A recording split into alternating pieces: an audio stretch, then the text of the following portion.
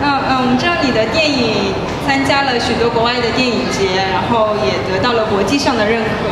但是作为就以家庭关系为题材的电影，我觉得更能打动的可能还是中国的观众，因为在中国家庭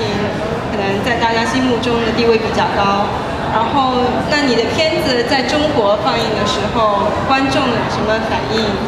然后或者说你希望通过你的片子传达一些什么？其实基本上大部分时候大部分放映都是在国外，然后国内也有比较少，像伊比利亚啊经常放，然后尤伦斯艺术中心，然后可能还有青年影像论坛啊，都是类似这样的活动。我不知道，我觉得你刚才说的那个对我来说特别难，因为那个交流的比例还是跟国外观众交流比例更大一点。但我自己关于家庭倒有一个区别，就是在西方的社会和在东方的，我说的很具体，东亚，比如说在韩国、日本和台湾放映之后的交流的那个感觉，尤其是关于家庭这一部分，是和在就是西方，比如更多在欧洲和北美，就那个区别是非常大的。但我自己是觉得好像白人的观众会更理智，会更多关注电影观念方面，但是在东亚的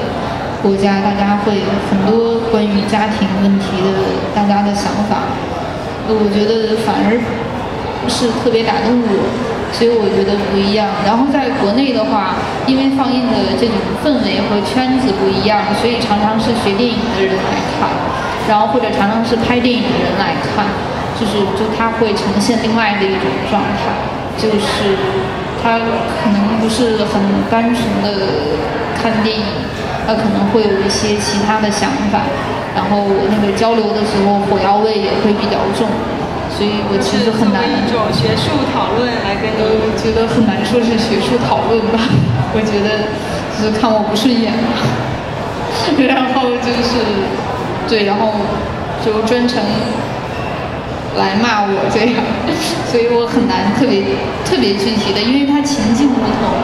很难这样比较。那他对电影的主要的批判集中在什么地方呢？主要批判就是首先觉得就是一部分是你怎么能这样拍呢？太过分了。他觉得这种题材和拍摄方式都不是电影。然后这是比较文明的一类，然后还有另外的一类，主要的指责的方向可能还是你不顾及观众的感受，就是不顾及，就是站在群众的立场上批判我心里面没有观众，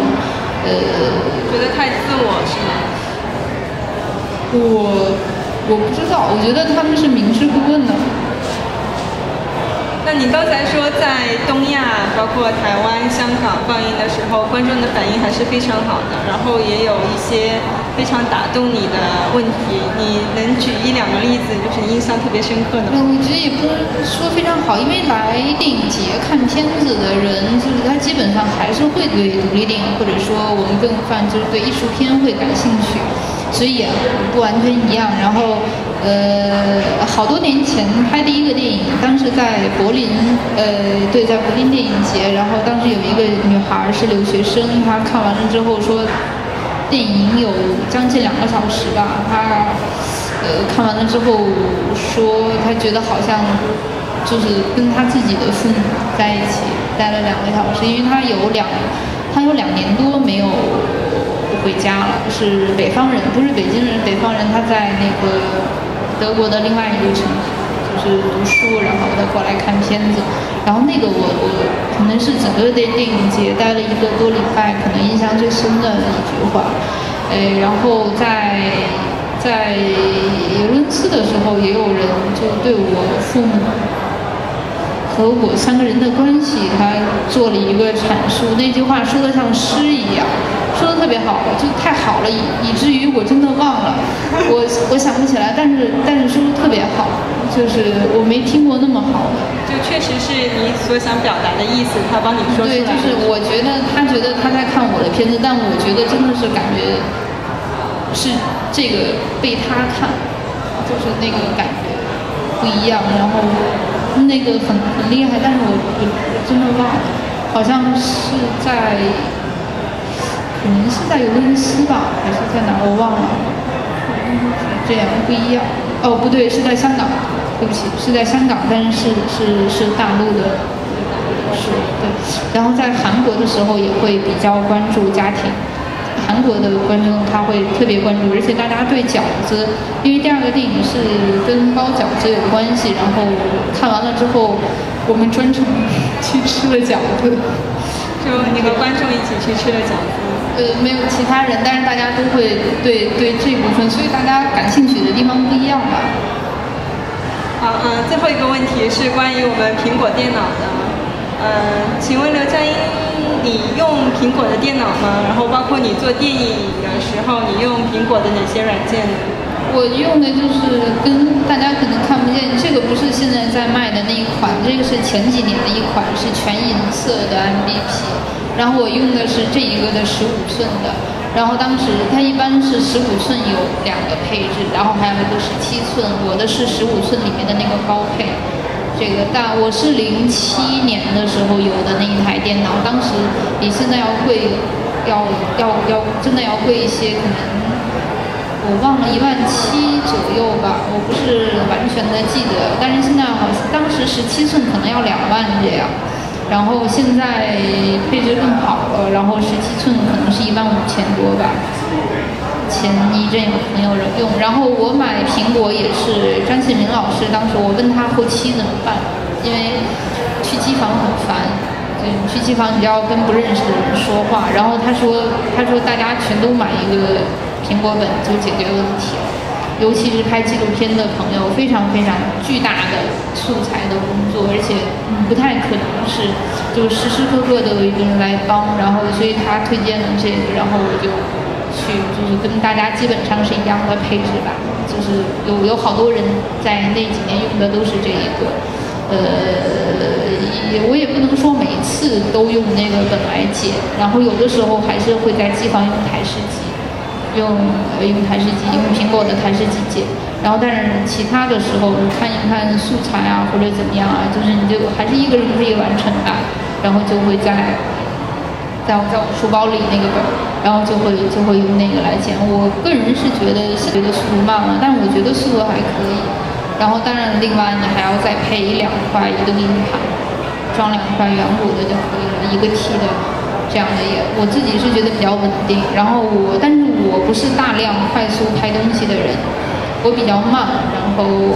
然后所以就这样的东西对我来说就足够了。然后后期的话，其实现在关于数字的网站特别多，就是大家，